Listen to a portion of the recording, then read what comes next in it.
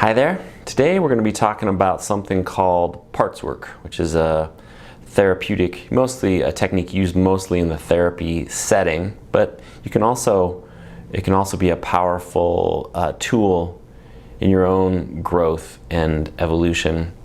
And I'm going to lead you on a short guided meditation to show you how quick and easy you can, and how profound it can be to sort of connect with and integrate the parts and connect with your authentic self in a quick and easy way without having to spend hours on a cushion meditating. So I'm going to talk, give you some background into this thing called parts work, which is a lot about a sort of fundamental problem.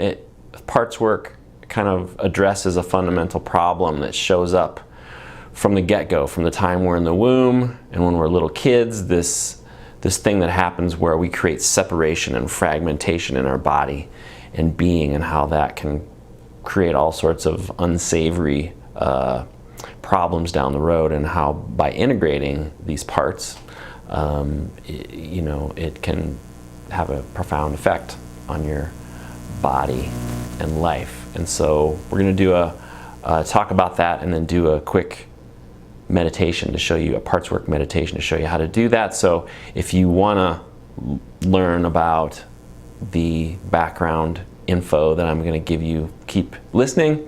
And if you just want to skip to the meditation, just check the chapters there and you should be able to click right to it. Okay, but before we get there, I just want to tell you who I am. I'm Dr. Jay Eaker from the Bio-Soul Integration Center in Louisville, Colorado, and I've been helping people for the last 20 years, helping people connect with their soul's essence so they can share with their soul's essence and their soul's gifts through these physical bodies onto this physical plane, share those gifts with others. And so if you could like this, subscribe to my YouTube channel, and do the social thing wherever you might find this. If you're listening on Facebook or watching on Facebook or Instagram or LinkedIn or wherever you find this, do the social thing, like it, share it. And I also have an audio podcast that you might be interested in. You can check this out in audio podcast form. I've also written a book called If It Didn't Hurt: How to Resolve Your Pain and Discover Your Life Purpose. And that is an excellent guide and tool for integrating the disparate parts that are existing in your body, mind, and integrating those parts. Gives you some tools, excellent tools on how to do that. You can check that out at biosoulintegration.com. There's an option there to read the first chapter for free if you want to. Okay, so let's get into it here. So the last 20 years, I've been doing this work, helping people integrate their soul's gifts and their soul's essence for the last 20 years or so. And there's been kind of a common through theme that keeps showing up that I discovered over the course of just doing the work that I do with people, which is this fact that we are, in ourselves, we're fragmented. There's separation. We create separation in parts of ourselves, and this stems from something that happens. Lots of people are familiar with things that happen as a result of trauma, the hurts and traumas and accidents that we experience, especially as kids. That has a certain effect on our nervous system that causes us to create separation and fragmentation, to judge parts of ourselves as bad and push those parts away.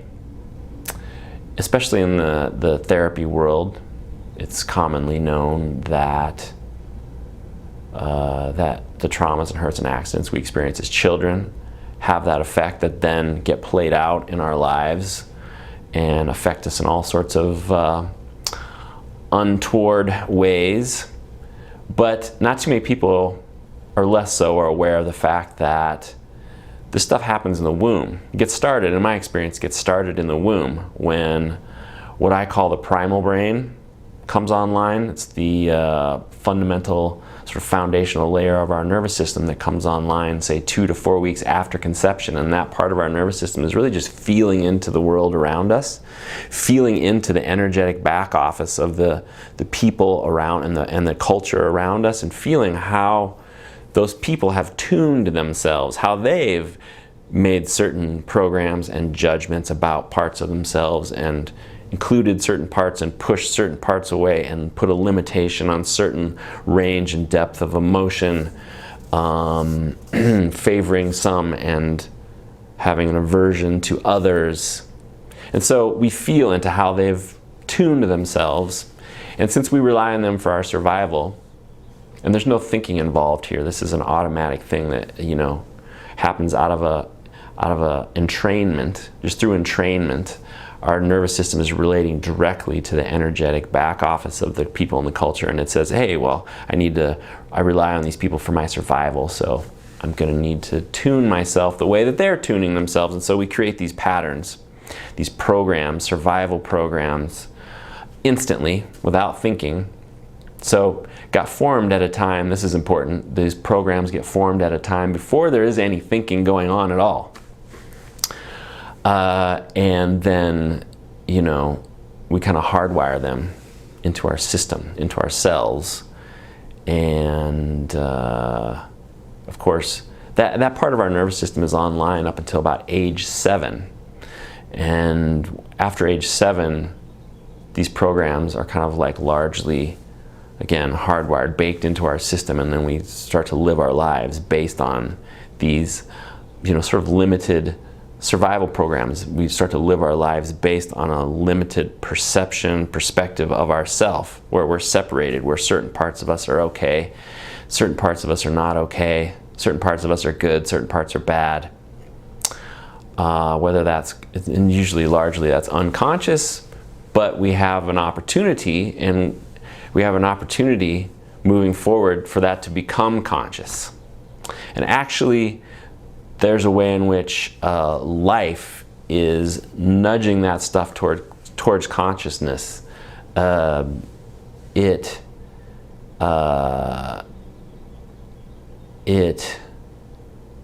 goes against the nature of nature for us to actually separate ourselves like that, in that way, and judge certain parts of ourselves as good and certain parts as bad.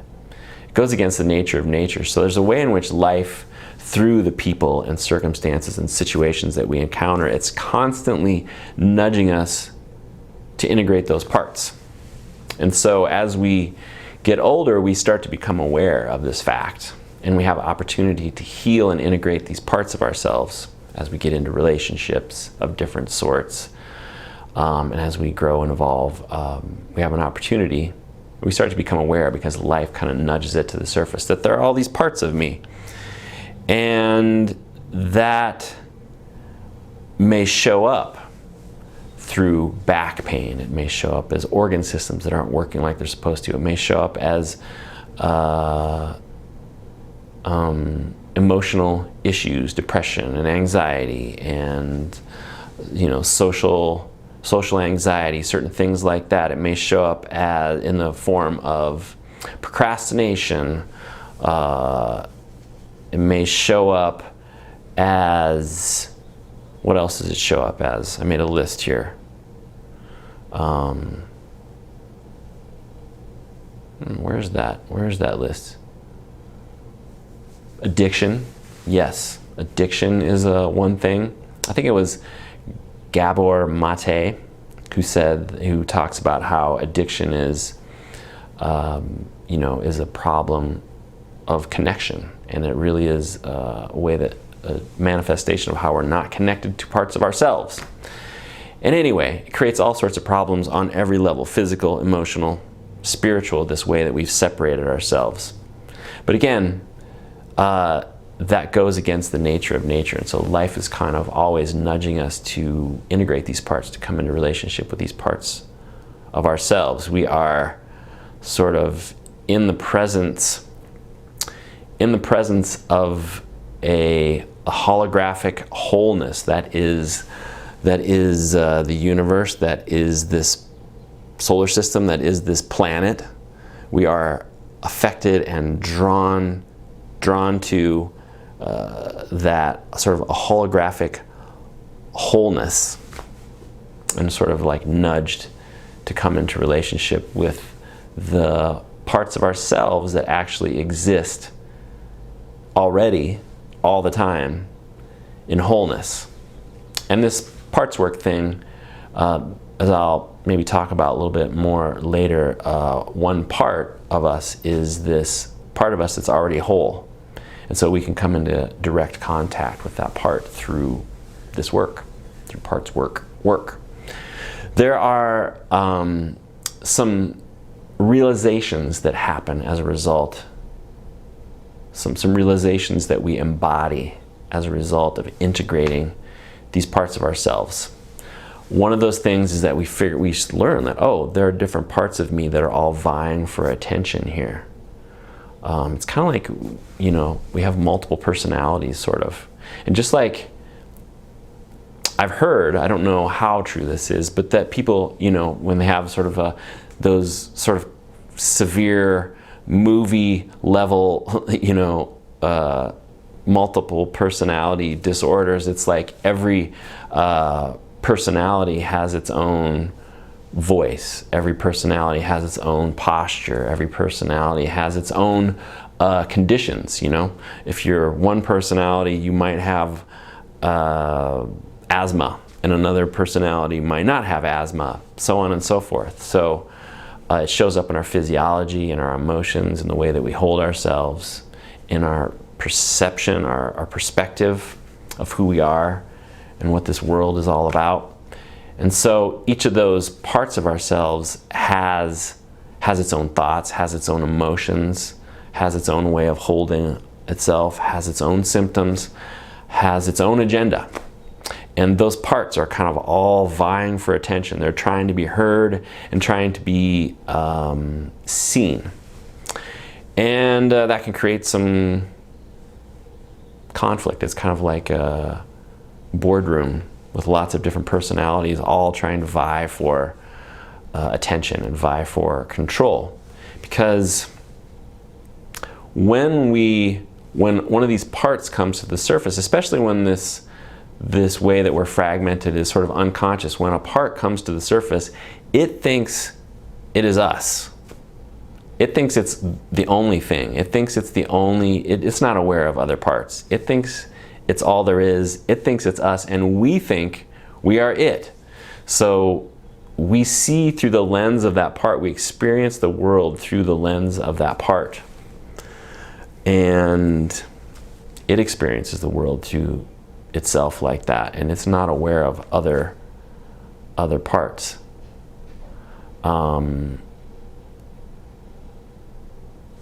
We find out that as a result of these realizations that come to the surface, we find out that there are things that we've decided are not safe to feel. These parts have feelings that we've decided are not safe to feel, and so they get sequestered, they get marginalized.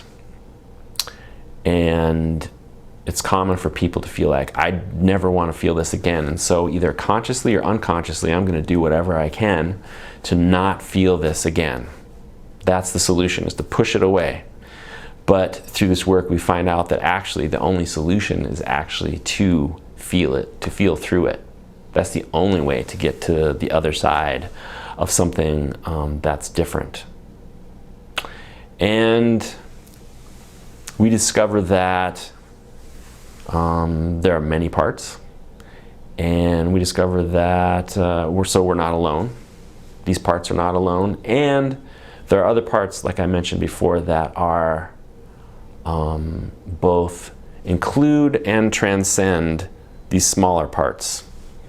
The parts of us that we come into contact with that are more connected to have more fundamental access to wholeness right here and right now, and give us more access to infinite compassion and confidence and calm and creativity and connectedness, things like that. And so by integrating these parts of ourselves and that compassion, confidence, calmness, creativity, etc., we have more access all the time to that larger, whether you call it a soul, in parts work they call it the self. To use another term, it's related to the no self. In my book and in other things, I call it the authentic self. So when we can see and experience parts through this authentic self, there's not this conflict, and there's not this friction in our system that causes things like I mentioned before, addiction and procrastination, and not to mention tension in our body, physical things, tension in our body, changes in posture. Organ systems can be related to organ systems that aren't working like they're supposed to. You know, people wouldn't think like, oh, that this kind of work, which is, you might associate with therapy, you know, seeing a therapist, could have any effect on your posture, or could have any effect on your knee pain, or can have any effect on your diabetes, or things like that. But all of those things are the pain, the problem, the challenge on some level happens as a result of this conflict in our body and being. And why is that? Well, because this conflict, we use an inordinate amount of resources to kind of keep maintaining this separation. There's a force where our nervous system, our primal brain, is trying to maintain the separation because it created that program out of a perceived need to survive. So it's always kind of like trying to reiterate that and reassert that separateness, that fragmentation in our system, and keep up those, you know, judging certain parts as good and certain parts as bad. We use muscle tension to do that. We use our posture to do that. So there's a physical manifestation of that. We put a limit on the range and depth of emotion, so there can be emotional issues related to that. And ultimately, it affects our ability to manifest ourselves, to be able to give our gifts on the planet. It affects us spiritually. And by integrating that, it creates greater ease in our body and being, greater ease in our physical body, our mental, emotional body, less tension and conflict in our body, changes our posture, greater confidence, you know, just not feeling so crazy. And it, you know, has an effect on every aspect of our lives. Deeper relationship with loved ones and with our boss and with our siblings, and deeper relationship with ourselves. And that's why kind of leads me to this parts work comes out of a thing called IFS, or internal family systems, which is a system created by a gentleman named Richard Schwartz, and I don't know anything about him really, but IFS, or internal family systems, is kind of the umbrella theory, I guess you'd say, that supports this parts work. And internal family systems, it means, like I said, when we adopt, we absorb the sort of relationships that happen inside of our family members, but then that gets played out between the family, you know, different family members, and then we sort of co-opt, we absorb that into our way of being. You know, a parent might have had a certain relationship with fear or anger or power or things like that, and then we take on, they treated us a certain way because of that, and then we take on that role. There's a part of us that then pushes, you know, has a certain judgment about parts of us that have certain emotions or power or love or whatever. The parent sort of like models for us, models that you know, worldview, models that way of being for us, and then we sort of like take it on ourselves. We're like, okay, this is how it's done, so they treated this part of myself they treated this part of me like this, so now I'm going to treat this part of me like this, and we take over the job of doing that. So internal family systems. And he has written a book. Well, he's written, I think, a number of books, but there's one book that I hear is good, which is There Are No Bad Parts, or maybe it's just No Bad Parts.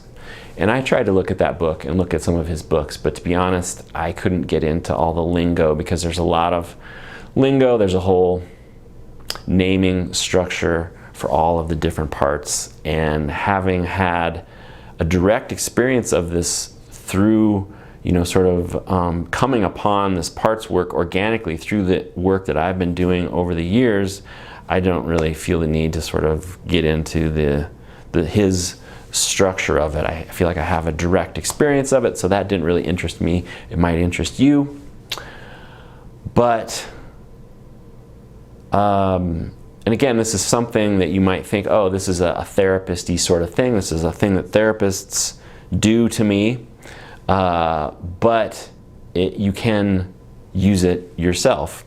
And in that vein, I did a weekend meditation retreat. There's a man named Locke Kelly, and he's well known in the consciousness, mindfulness, meditation world, and he has combined parts work with mindfulness meditation, which kind of really syncs with my particular way of doing things, because that's how I discovered how to work the way I do intuitively, which was through mindfulness meditation. And so he's kind of combined mindfulness meditation and parts work, Locke Kelly. And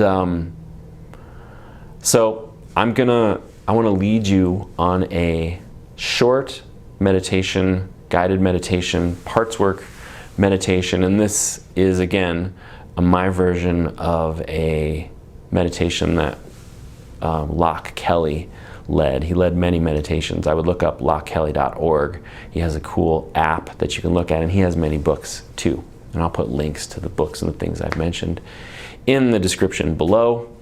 But I'm going to lead you on a guided meditation, parts work meditation. And this is designed to, if you have a pain, if you have any, quote unquote, negative emotions that are troubling you, and on some level all of us usually have some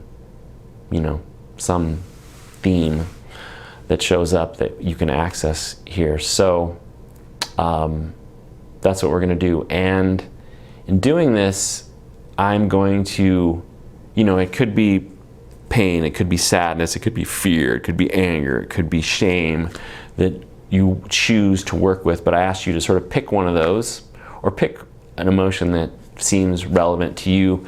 In doing the meditation, I'm just going to use fear. I'll be saying fear, but you kind of replace that with whatever emotion you want to work on. So I would find a nice place to sit, nice quiet place to sit. And close your eyes. And first, I want you to just notice, like, okay, here is a place, here's fear. There's fear in my body. And, like I said, there is usually, for most people, a theme that they can always access. Even if it's not really strong right now, I bet you can still make it up or think of the situation that brings it up. And I'm going to use fear again, but you can replace it with whatever sadness or anger or shame or whatever it is that is most relevant to you. But notice the fear, and I want you to draw your attention to your body, and I want you to feel the fear completely. Have as complete as possible experience of the fear in your body. Like, where is it exactly? What does it feel like in your body? What's the sensation in your body? Does it have shape or volume? Maybe it has color, texture, movement. What are the boundaries like? Is it fuzzy? Is the boundaries hard? Or are the boundaries clearly defined, etc.? Have a complete experience of the fear as possible. And while you're feeling into that in your body, I want you to say, I am afraid. Or again, in your case, I am angry or I am sad or whatever applies to you. I am afraid. And just take a few moments to just kind of like notice the effect. Keep noticing the sensation, your experience of the fear in your body. Feel it as completely as possible. And then I want you to say, I feel fear. And see what it's like to sort of, what changes or what doesn't change as you move from sort of identifying, I am afraid to I feel fear. See what changes. And I want you, as you say these statements, to just kind of like trust. You don't have to think. I don't want you to think. Don't overthink it. Don't overthink like, well, what is fear? What does it mean to go from I am afraid to I feel fear? Just say it and just keep paying attention to the sensation in your body. Don't double think anything. Sort of trust the intelligence of your body, the intelligence that's sort of inherent to these parts, because all these parts of us have wisdom. And say, again, I feel afraid. I feel fear. Just kind of notice what that does in your body.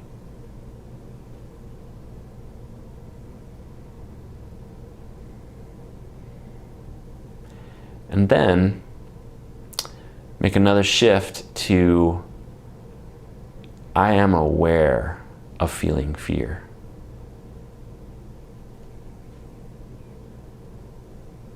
So we kind of add awareness to see what that does.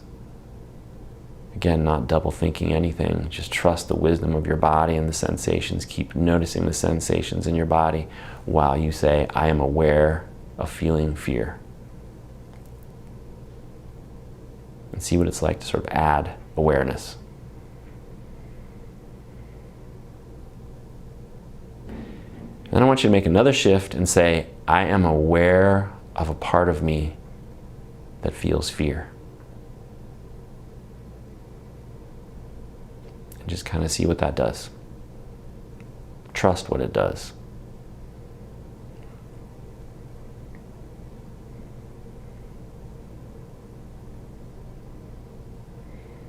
And then say, I am aware of a part of me that's bigger than the fear. Because saying I am aware of a part of me that feels fear might sort of help to help you identify its position in your body a little bit more. Maybe not, but it might. And you might notice that there are parts of you that are not afraid, parts of you that don't feel fear, right? Parts of you where fear doesn't exist. It might be sort of isolated in a certain part of you, or it might include the whole of you, but even so, there are parts of you that extend beyond your body. So if you say, I am aware of a part of me that's bigger than the fear, both bigger, it both is larger than the fear and interpenetrates the fear. So it includes and transcends the part of you that feels fear. I am aware of a part of me that's bigger, both bigger and interpenetrates the part of me that feels fear.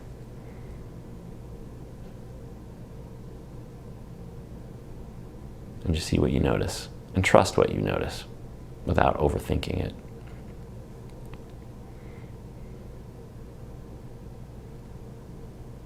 And then say, fear is welcome here.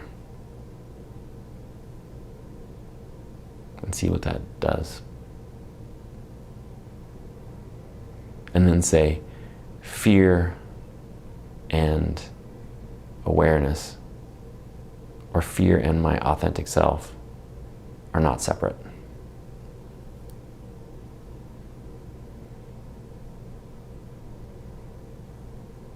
Okay, so that's just a quick, in my experience, profound and quick way to sort of connect with your authentic self in relationship with the parts. And it's something that you can use whenever you feel fear or anger or sadness or whatever, to integrate and have the sort of realizations that I talked about in this video. And in my experience, it's just in the last few weeks, as I've been doing this after this retreat that I did, I'm noticing a noticeable change in my reaction, my reactiveness with my partner, in sort of feeling a greater sense of ease and perfection in life all the time.